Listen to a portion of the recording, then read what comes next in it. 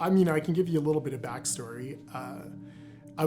My family was, I was raised Roman Catholic. My dad was very religious, like went to church every Sunday and often dragged my brother and I with him every Sunday to church. And some Sundays after church, we would go to the cemetery, to just go and like water the flowers or whatever. And it was on a day like this that I had my kind of strange experience. As you can kind of imagine, like a disenfranchised teenager going to the cemetery after church, you'd probably rather be anywhere than where you are, with just kind of like head against the window, like looking off in the distance. And I happened to notice, I don't know what about it caught my attention, but just kind of like at the northernmost center point of the cemetery, there's like a big like monument. And at the time it was just kind of flanked with maybe like 12 feet on either side of like cedar hedge that was maybe like 10, 12 feet tall. And I happened to notice like there was an old man there. And I thought initially, well, this old man's just looking at the tombstones there. But something just kind of seemed really like strange, like he was moving very slowly and didn't really seem to kind of like particularly be looking at anything specifically. Like you would see, people are looking at headstones, looking for their relatives or anything like that. But I didn't think much of it. I just thought like, wow, that's, a very slow moving old man up there, and didn't really have anything else to do. We, parked the car, and my dad and brother went about, cleaning up the flowers and watering the flowers and doing what we did. And every once in a while I would glance back over and I would still see the slow moving old man. He, kind of progressed from the left side to the right side of this kind of monument and just continued. And I just kept tabs on him for a little bit and then went back to whatever we were doing, maybe talking to my brother or dad. And then I came and glanced over and suddenly he wasn't there. And I thought like, oh, like that was interesting. Last time he was kind of like at the right-hand side of the hedge and it looked like maybe he was like walking around behind it. So I'm like, oh, he must have just gone around behind it. And I just kind of kept watching, looking over there, and it really piqued my curiosity. And I was like, where did that guy go? Like, I haven't seen him anywhere. And like, I at this point wasn't thinking anything, paranormal was going on. I was like, oh, I hope he's okay. Like, I hope he didn't like fall over or something. So I just kind of like slowly walked my way over there. It wasn't very far away, maybe like 200 meters from where I was. And as I got closer, like you had clear line of sight in every direction from this point in the cemetery. And like, I didn't see this old man anywhere. So I'm like, oh, he must have gone in behind. And the property next to the cemetery is like a giant, it's the like Jesuit college in Guelph. So I thought maybe he came from there and maybe he went back. But as I went up to the monument and didn't see him anywhere, I kind of looked around behind those hedges where I thought I saw him walk, and there was no one there.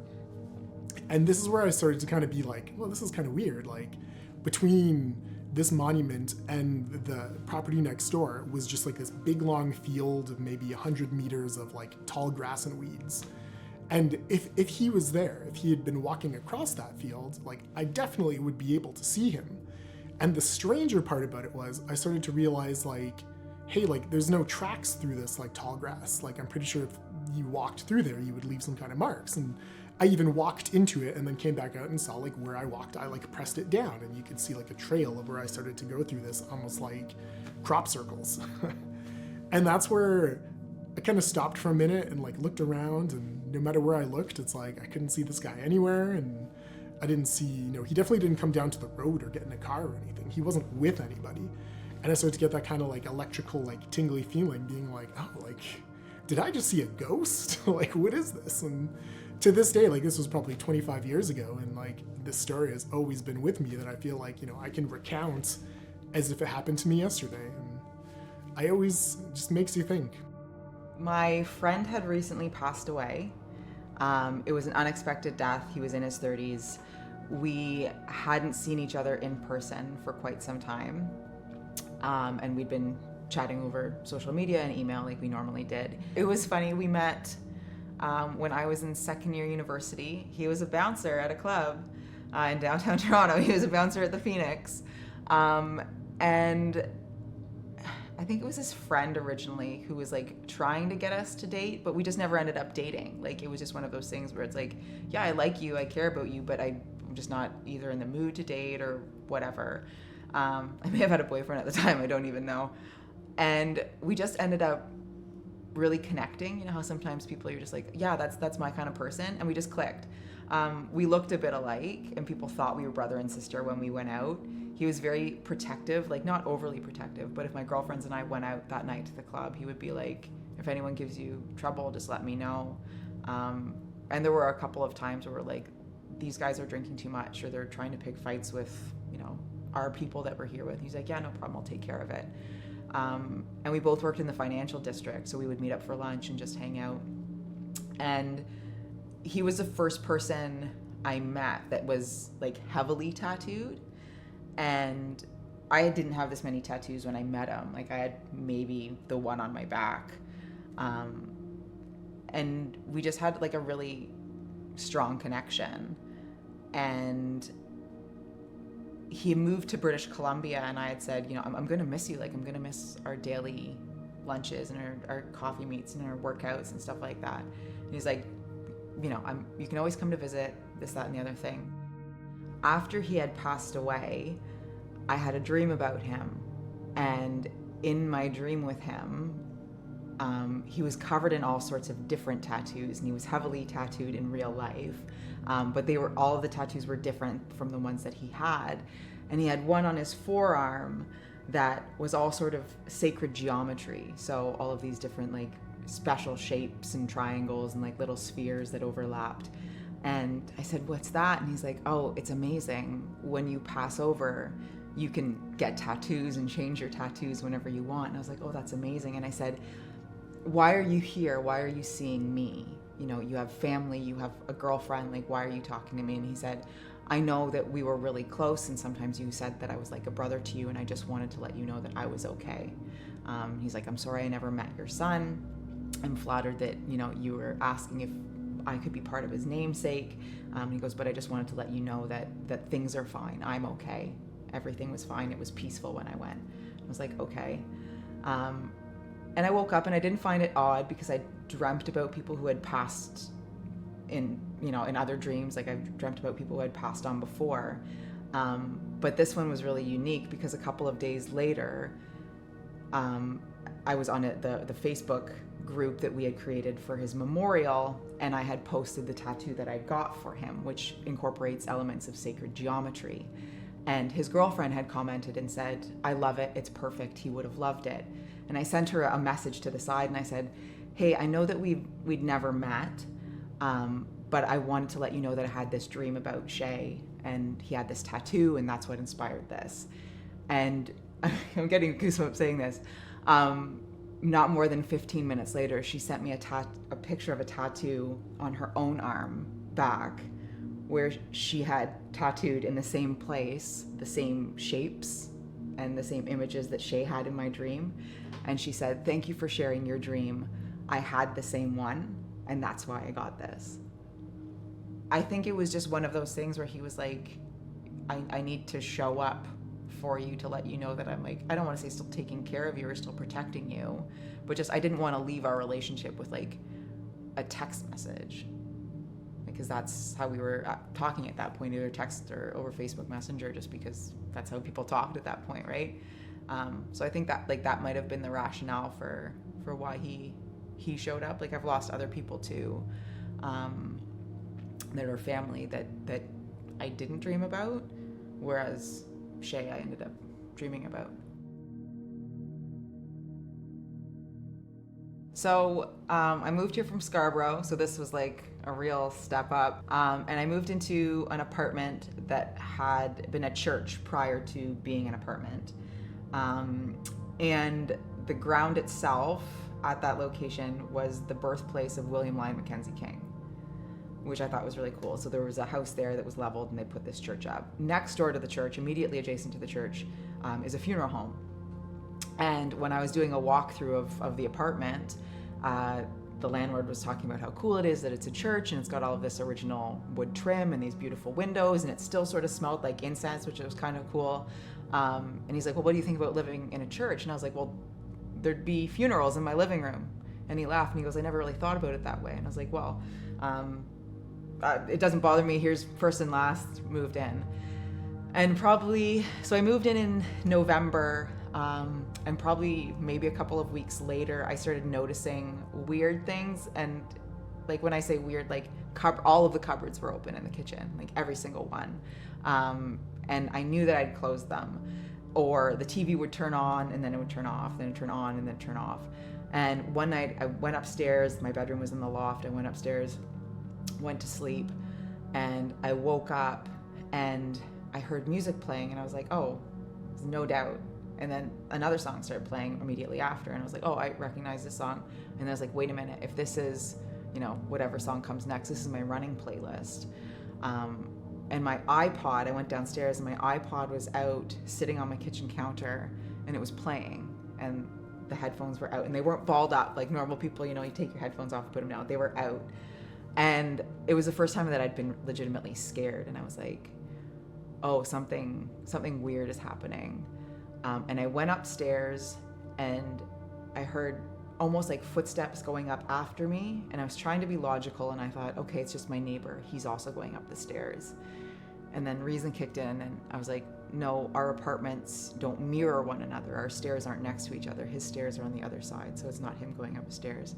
And I heard a big bang, and at that point, as any 20-something would do, I jumped in my bed, put my covers over my head because that was going to protect me, and I said, please stop, you're scaring me. And there was another 2 bangs, and then that was it. And the following night, same thing, came home, all the cupboards were open.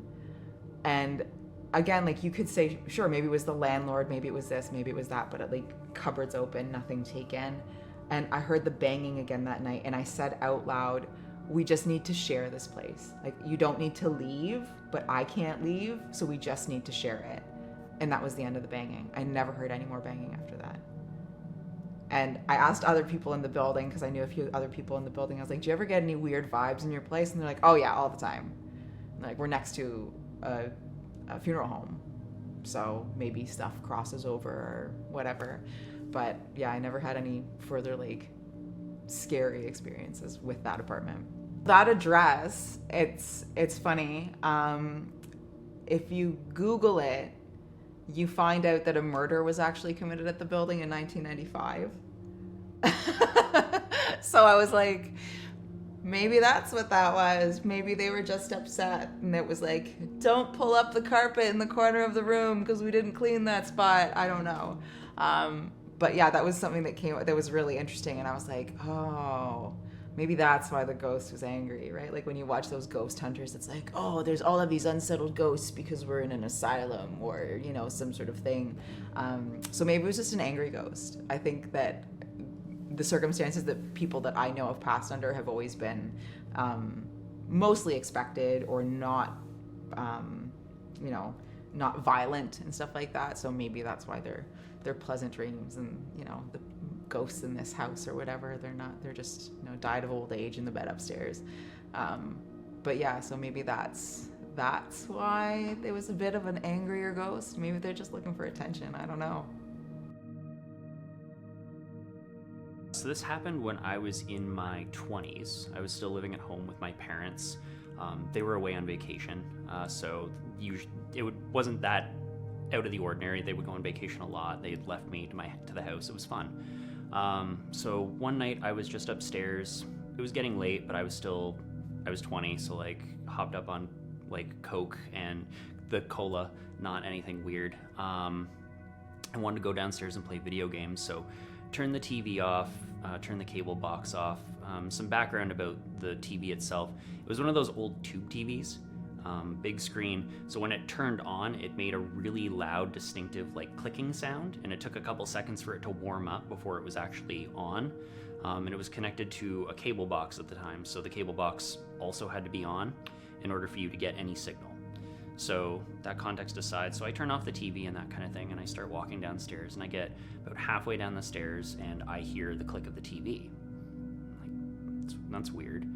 And before I have a chance to like react to it, I hear it click off again. I'm like, okay, that's all. And before I can even finish that thought, it clicks back on and it stays on. And the thing about those TVs is because they take time to warm up, they can't really turn on that fast, typically. Like it takes some time for them to warm up, to cool off, that kind of thing. So that immediately felt odd, but it stayed on and it was quiet. When that TV usually turns on, if the cable box isn't on, you would get you would get a channel, but you would get like white noise, like you would hear it, but there was nothing. So I'm like, okay, I'll go back and see what's up, because that's weird. Walk upstairs, walk down the hallway, nothing, get into the room, and I turn to look, and the TV's on. And it's on a channel where white noise is playing, but the television's on mute.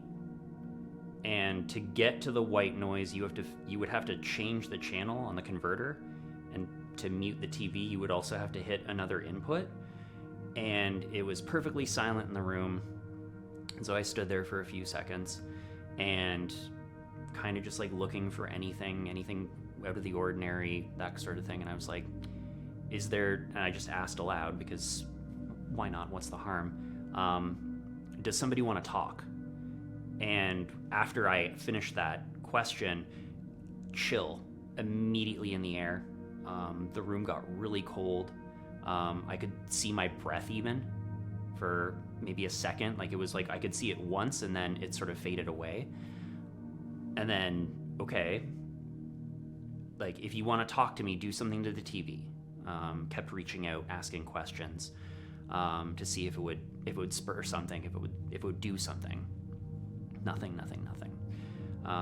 Kept asking questions, asked a few more just for the sake of it. Said, okay, you clearly don't want to talk. If you change your mind, I'm gonna go downstairs, and I know you know how to turn the TV on. So I was like, if you want anything, reach out again. And I shut everything off, and then I walked downstairs, and nothing else happened after that. But it's just a weird happenstance that, like, over the years, I could probably like logic my way out of it, of like, oh, like a frequency got screwed up, and like the neighbors got on the same frequency, and maybe they hit some buttons and something happened. But it was just, nothing could explain like the chill in the air, like no windows open, no nothing. I think it was the summer, and the air conditioning wasn't even really that on, like not aggressively like you would. And yeah, like just nothing that I could explain, but nothing reached out again. So that's that lovely story. The area, like, so that house was like a new build house, and so a lot of stuff got like demolished to make way for housing. That's kind of the way of the world. So there's parts of me that was like, well, maybe something was there before and it hung around, kind of thing. We never looked into the history of the house or anything like that. You never really consider those things necessarily. But we were the first owners of it too, so it's not like somebody passed away in the house and a landlord or a realtor had to tell us that or anything like that. But yeah, I'm not sure what could have wanted to reach out to talk in that moment, but at the same time, I'm open about those things of like, I think that there is something to it. And so maybe some people would view it as reckless to like reach out and try to like make contact and talk. But in that moment, that felt like the right thing to kind of do. And to get some degree of response sort of validates that almost to me a little bit, of like something clearly was there. I just don't know what. That's one of them, but I had a lot more of them when I was living with a former partner. Things that made me a lot more of a believer. Nothing that I saw myself personally, but I think the term is a clairvoyant, like someone who is more connected to like that other plane, so to speak. And my partner at the time, I frankly believe was. So when we started living together, a lot more strange occurrences would happen on a more ongoing basis. Like subtle things and then more extreme things. So one of the extreme ones that still freaks me out to this day is that we were in bed one night. Lights were off, everything. I was still kind of awake, like half asleep sort of thing. And I swear something screamed in my ear, like loud, like closer than you are to me right now, like beside my ear, screamed right in my ear. And I jolted out of bed, and my partner was asleep, and like I had to physically wake her to be like, did you not hear that? And she had no idea like what I was talking about. Didn't hear a thing. And like fell back, she fell back asleep like almost immediately. She was kind of half asleep, but I asked her about it again in the morning, and it was still like, no, I have no idea. I heard nothing. When we moved to another household, she would tell me about the spirits that were in our house. And so we had 3 that she distinctly described. And so there was a little boy, there was an old man in our basement, which sucks. It sounds very creepy, but she very much made sure to say like nothing here is like malevolent. They're just here. Like they're present kind of thing. And then there was another old man that was upstairs. And so I didn't have any connection to any of those spirits. So like I didn't think anything of them, because it was like, okay, like who's this kid? Who's this old person? Like I hope he isn't watching us sleep, because that creeps me out. But then there was times that she started to talk about my grandparents. And she had never met my grandfather, and said that he was in our house, and he was sitting in a chair that we had downstairs in our living room, which happened to be like a reclining chair, which he had, like in his life, he had a reclining chair that he would always sit in and that kind of thing. She could describe what he looked like.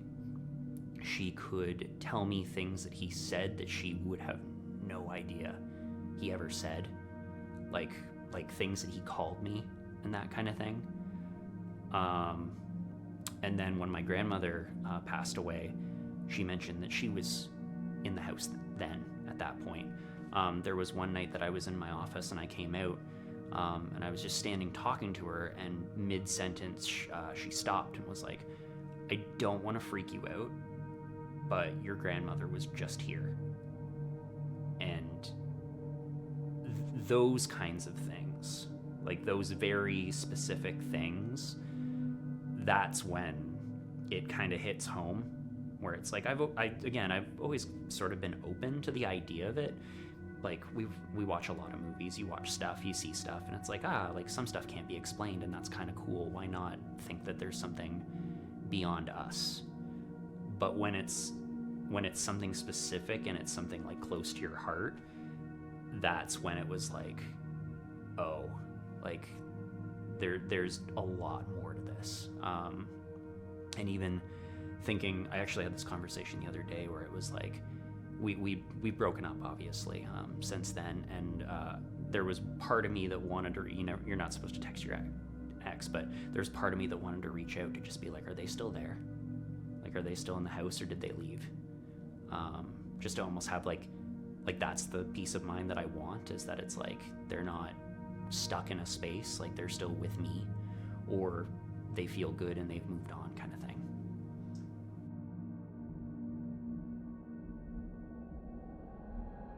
It's kind of weird. I was thinking about this recently with, even like a conversation we were having. Like during the pandemic, a lot of people we know like moved out east or went different places. And I always think about that, like, could I ever envision myself like moving to a different city or moving to a different province or a different country? And there's something weird. Honestly, I don't know if it's like a huge pull that would dissuade me from doing that. But I think of like, yeah, like that cemetery we were in, it's basically like my entire family, for the history they've like been in this country, is like buried in that cemetery. And I go up there every once in a while. My brother goes up a lot, and we plant flowers at the graves and stuff, and you just feel kind of attached to it. But I think like if we were gone, like maybe there's a thing about legacy there. It's like who knows, right? Like who cares? Like who's caring for, like who's remembering these people? And it seems almost like callous in a weird way to just like move away and be like, oh, I guess whatever, they're all buried there, I'll be buried somewhere else. Like, and that's another thing too, thinking like, will I someday be buried there? Like, is my whole family going to be together? Like, I don't know. It's something I find surprising that I just thought of like kind of recently. I find being kind of a fan of like the paranormal and, you know, like cryptozoology and Bigfoot or like UFOs and aliens, like I love all that kind of thing, but ghosts is the one area that I think I'm probably most skeptical of. I don't know what it is about it. It's just harder for me to kind of like buy into. And having gone through this experience, I was like, oh, maybe like, you know, maybe there's something to it. Like maybe not, but I can't really explain what happened to me, and it makes you think.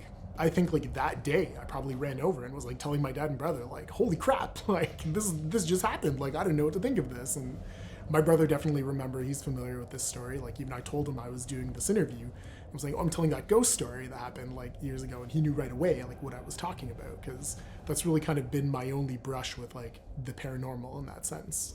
I would say I've always been into it. Like I can think of, you know, in elementary school when you'd get to go take one book out of the library, I was either taking a book about like making things out of Play-Doh or about like ghosts. Like those were always kind of like the fun books. So yeah, I've always been interested in, I mean, I love like horror movies and even bad like ghost hunting shows. I went through a phase of watching that kind of stuff. More so, you know, not really to believe it, but it's entertaining. I think for me, more than anything, it's like a curiosity. And maybe because of my skepticism towards this topic, there's maybe not like fully buying into, whoa, I 100% saw a ghost, like, whoa. It's really just like, I can't really explain like what I saw or what happened. And, you know, I mean, we could veer a different area. Maybe this old man got abducted by a UFO when I wasn't looking. Like, you could go anyway. But I think, you know, just the location, being in a cemetery, like, you know, this like image, this visage of like an elderly man slowly meandering along, it just kind of like fit, like made those pieces come together in my mind of like, oh, maybe this was something paranormal. And yeah, like I kind of like think back to, I wouldn't say I think back to it fondly, but it's definitely like a story that I like to tell, and I want to get people's opinions on it. You know, it's not just something, it definitely didn't scare me. I wasn't about like, oh no, like now the ghost is gonna follow me home and haunt my house. Like, again, I don't really necessarily believe that's what's gonna happen, knock on wood. I was raised Catholic, so as a kid, it's like, oh, you die, you go to heaven. But that sort of Catholic belief system was that you don't talk any further with those people. There's no connection any further than that. And I think a lot of people who are raised within a specific religion, as they get older, they sort of develop their own beliefs. And I loved the idea that after you passed, you still existed somewhere. And I have a couple of friends who are scientists and biologists, and they say, well, you know, you can't destroy energy. Like, energy is always energy. So it has to go somewhere. So I was like, okay, well, I don't know where it goes, but it goes somewhere. And having these dreams after friends of mine had passed, another friend of mine had passed, again, unexpectedly in her 20s. And I had dreams of her after she'd passed away, and they weren't anything spectacular. They were just regular conversations. You know, she was saying, look, I finally fit into these jeans that I love. And I think these dreams and the consistency of them and just like the non-spectacular element of them made me feel like there has to be something where they're around. And particularly when I had that dream about the tattoo, and Shay's girlfriend had the same dream about that tattoo, the odds of that being a coincidence is impossible, in my opinion. So there had to be something where we both got that same message. So I love this idea that we get messages, and I think that we're all able to receive them, but not everyone gives them the same weight. And it was funny because I don't remember waking up feeling scared or having any negative feelings to it. I woke up and I was like, that was a cool dream. And then when I shared it with the girlfriend and she had mentioned that she got the tattoo, I don't know, I felt like an incredible sense of peace. And since that time, my father has also passed. And I dream about my father the same way. Like, we have conversations, or he'll just, you know, say, I'm sorry about this, or I'm really proud of you for this. And because I have those dreams, and I find that it gives me this sense of they're not gone. Like, I still speak to my dad all the time. I talk to him out loud all the time. And I think it gives you something, regardless of what your belief system is, that if you're still talking to them, if you're still acknowledging them, or if if you keep that memory alive, there's no difference in them being physically present or present in some other way. I have a child, and he's been exposed to death simply because of his grandfather passing away and his mom's friends passing away, and he's not scared of it. He just knows it's something that happens. And I said, when I die, don't worry. Like, I'll always find a way to talk to you. And I think that if you want to find a way, you're going to find a way. Like, none of us know what happens, so there's always sorts of things that exist, right? And maybe it's us just giving weight or credence to something that we want to happen, but until you die, you don't know. So I'm just going to go along with the belief that you don't ever actually go away. It's your energy is somewhere. I mean, death scares me. Like, I'll be very forthcoming with that. Like, I have panic attacks just thinking about it sometimes, because it's a big unknown. It's scary. The concept of like almost like a purgatory, where like you're in a place but like you can't get out, sort of thing. I think that there's a degree of that I believe in, just obviously like with her experiencing these spirits being in a place, that kind of thing. I think that there's something about them not being able to move on, that there's a degree of peace of mind, because it's like maybe they're there for a reason, like my grandparents looking out for me and making sure I'm safe. But then there's also like, well, what about those other spirits? Like, what are they there for? Like, what are they trying to like that? Like, you have unfinished business, and once you finish it, you can move on. Like, what's their unfinished business? And like, even looking at like you or I, it's like when we pass away, are we just going to end up like that, being like, well, we have unfinished business. What's that unfinished business? Like, what do I have to do now? And how long could that take to figure out? I think there's a lot of comfort in religion, but I almost look at that comfort the same way that I look at what I'm telling you now, where it's like, I think that there's comfort in knowing that your loved ones might still be looking out for you and checking on you and keeping you safe and that kind of thing. And there's like a sense of peace about that. Where I think religion does that for a lot of people as well. It's like that's like your sense of peace, that's your home, that kind of thing. I think there's a lot of really good aspects of religion for that, of like the idea of reincarnation, the idea of multiple lives, the idea of like there's somewhere to go at the end of the road kind of thing. Like there's heaven, there's that sort of thing. I think there's a lot of good in that, but I can only speak to my experiences of like seeing something exist still here and not knowing why it's still here and what it needs to do to kind of pass on to whatever that next stage is. Spirituality I've always been open to. Like, I'm very privileged in that, like, when I've traveled the world, I've gotten to like see other religions and that kind of thing, and so getting to share and partake in that, I think, is a really eye-opening experience. And having people in my life that are religious, like my grandparents were really religious, but we kind of fell out of that. Getting me to agree to go to church on a Sunday was hard when I was a child, and I just wanted to go outside and play, so it never really stuck. The spirituality aspect, I think, was just, I think that there's something more, but I don't know what it is. And I think that there probably are religions that are onto something with it, especially considering that there's so much crossover, where it's like the idea of heaven is iterated in umpteenth different ways, that kind of thing. It just depends on who you ask. So I think that there is more to it, and I always have thought that there's more to it.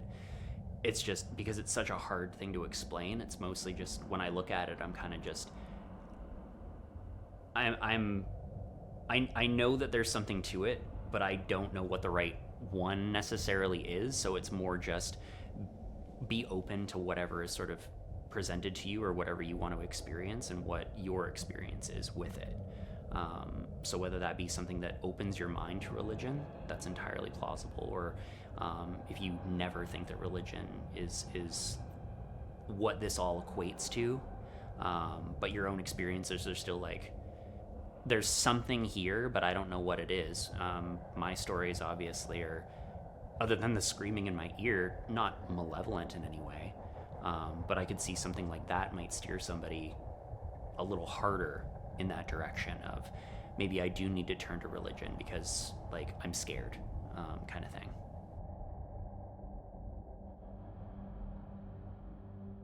I was raised on with a Catholic school in my youth, but I'm definitely not like really like a practicing religious person or anything like that. But I mean, I think the whole, and this is where I'm gonna get like canceled, because I think like the whole idea of Jesus and the Holy Spirit is acknowledging like ghosts and, you know, Jesus rose from the dead and stuff like that. So I think it's not unheard of.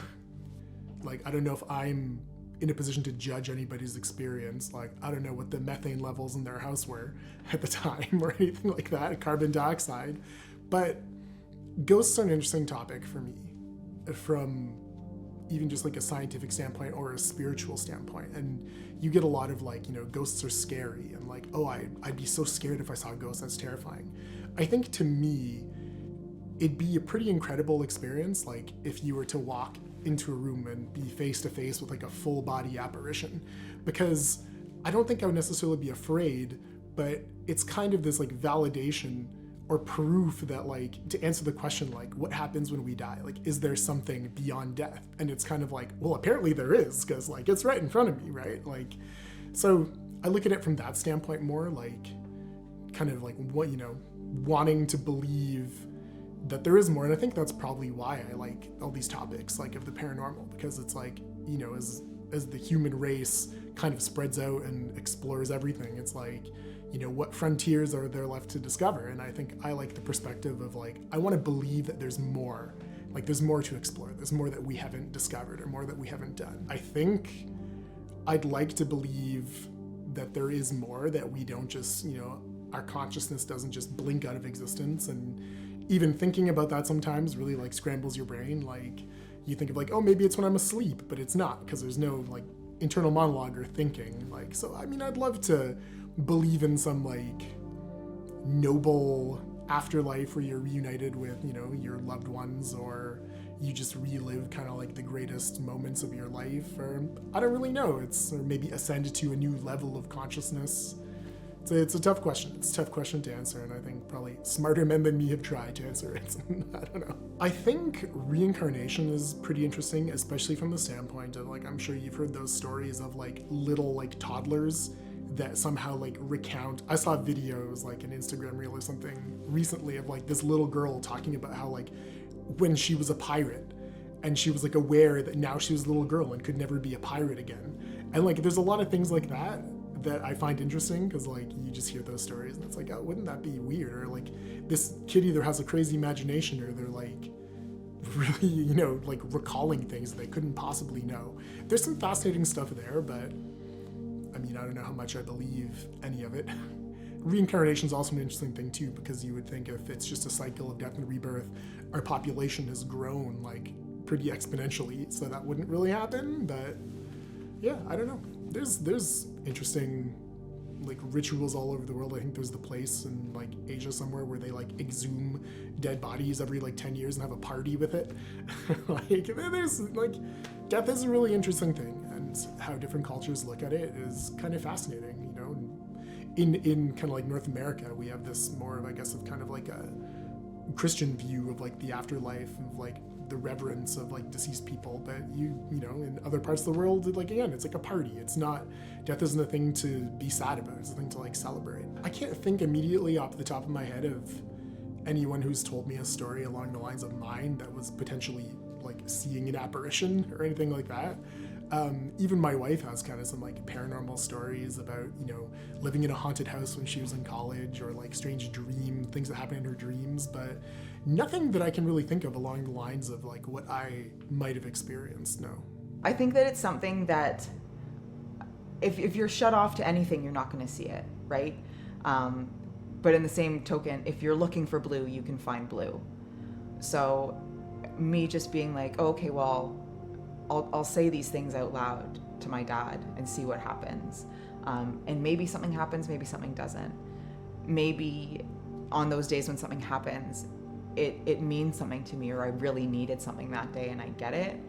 And I think being open to it allows you to sort of be open in other aspects of things too. It's like, well, I don't know everything about death, or I don't know everything about what happens to people, or I don't know everything about life.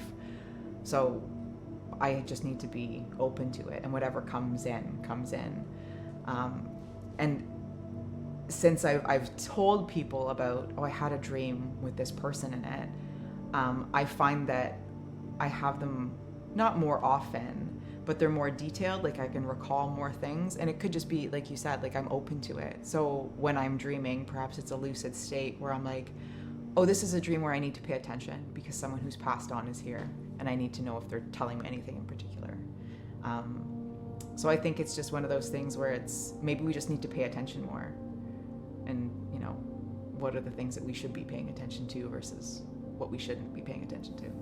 So my mother is Catholic, very strict Catholic, and after I had mentioned that I'd seen my dad and heard my dad in my dreams, she was sort of shut off to it. And I'd mentioned that I'd also was planning to go and see a medium and just see if anything filtered out from the medium. And she said, you know that we're not supposed to believe in that. And I thought that was really disappointing. But at the same time, you know, I've been around other folks and I've shared these stories with other folks who were similarly raised, like sort of Catholic or Christian upbringing. And I find that most people are receptive to it. I think that even if you're taught, no, this isn't what you're supposed to believe in, if someone comes to you and says, hey, this is something that your loved one has said, how do you turn it away and say, oh, I don't want to believe in that, or I can't believe in that? Like it gives, regardless of who you are, I think it gives you a sense of hope. I work with death just as part of my job, like working adjacent to law enforcement. You realize how many people die every day, right? Whether it be through a criminal act or otherwise. And I always find myself thinking for a second, like, what's happening to that family, or what are they doing, or what was that person's life like? So it gives me, I think, an element of grace around everyone's life, because it's just because that life stopped, like as we know it, like the meat suit stopped working. I hope those people know, or I hope those people think or believe that there's still opportunities to connect with those people. I work as a crime analyst, so a lot of the time things that come across my desk include missing, mostly women, women 30 and under, particularly where we are located geographically. There's a lot of indigenous population, so we get a lot of that missing and murdered indigenous women part. And you see the comments from the family or the friends or people that are close to that person, and they're saying, you know, you're still with us. I know you're still with us. And I think it's interesting. Like, I love that notion that there's that respect and that connection still with people who have passed on in that belief system. So I think it helps in that regard, where, especially if it's a younger person, when you're seeing people who are teens, you know that those memories are going to continue to live. It's unfortunate. It's probably not always in a positive way for the family, but the fact that the family keeps that memory alive in such a honest and almost like adoring way, where they talk about them consistently, I think that helps me with that part of the job. I love that notion, like talking about ancestors and saying, oh, you know, don't bring dishonor among the family, or just even now I say, you know, my partner, his dad has passed on too, and we always joke, it's like, oh man, your dad's not gonna like that, or your dad is laughing at you right now, or my dad totally hates what I'm wearing. And just the notion that keeping them alive, regardless of what you were brought up believing. My partner was brought up strict Baptist, so again, there's no ghosts. That feeling of having them with you and having them guide you and making them proud, I think that's like a good sort of space to move around in, right? And a good place, a good way to honor them. I like, people have passed on and no one says their names anymore, and I find that that's the true death of a person, right? As long as the name is said and remembered and their favorite songs are played, or, you know, their shirts are still worn, I feel like that keeps them around in one way or another. Part of, I guess, getting to your 40s is you become part of the dead parent club, right? Like, our moms have passed away, our dads have passed away, like, and we joke about that now, where it's, what do you think our moms are doing? What do you think our dads are doing? And, you know, like, oh man, like, they're probably pouring a drink right now, or, you know, just having those conversations with these people that I grew up with, whose parents knew my parents and who watched all of us grow up. It's almost like, okay, this is the stage 2. All of our parents are hanging out together still, just in a realm that we can't see them. And they're still saying that we're idiots and making poor decisions and, you know, should drink more water and all of those things. And we acknowledge that. And there's that sense of camaraderie where it's, this sucks, but it sucks together. Growing up, we all, you know, we were told what ghost stories were, right? Like, ghost stories are scary and they're gonna hurt you and they're evil. And I've had those conversations with my son because of the house that we live in. And he was like, do you think people have died in here? And I was like, yeah, the house is over 100 years old. People have certainly died in here. And he's like, well, what if there's ghosts? And I'm like, well, what if there are? Then what? And he's like, well, what's gonna happen? I'm like, they'll probably hide our stuff, or, like, you know, maybe make fun of you or pull the curtains too fast. Do you think they're gonna hurt you? And he was like, no, I don't think they would hurt me. And I love that I'm creating this sort of person who doesn't find death to be taboo or scary or anything. It's almost interesting and unique and has all of these different flavors and elements to it. But yeah, I don't think that my view now of ghosts is that they're scary. Like, I'm like, oh, cool. You know, like, even just living in this house, I'm like, I wish the ghosts were a bit louder because you don't seem to come out much. So it's always been in a dream for the most part. However, there have been times where I've either heard a voice or, you know, I'll say something and I'll, you know, be like, I don't think this is a good idea. And then something like the lights will flicker, or something will fall over on the shelf, right? And I was like, okay. I'm like, I'm hoping that that's probably someone I know. Maybe it's, you know, a house ghost. But yeah, for the most part, they've always been positive. I think it's important for people to be forced to confront things that don't fit their narrative. Like, people are always going to have ideas about things or feelings, and they're going to be shaped or colored by whatever experiences we have.